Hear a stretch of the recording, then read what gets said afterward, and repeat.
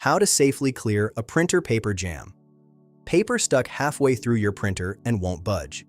Here's how to clear it safely and get back to printing. Step 1. Power down. First, always turn the printer off before you start pulling paper. This stops the rollers from grabbing at half speed and tearing the sheet. Step 2. Open all access points.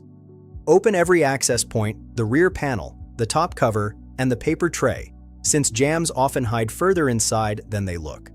Step 3. Pull slowly and in direction. Pull the paper slowly and in the direction it was feeding, not against it, to avoid leaving torn scraps stuck on the rollers. Step 4. Inspect for fragments. Check for small torn pieces left behind. Even a tiny scrap can trigger a false jam error on your next print. Prevention. Quality and loading. If jams keep happening, check your paper. Curled, damp, or overloaded trays are the most common repeat cause. Don't overfill past the fill line.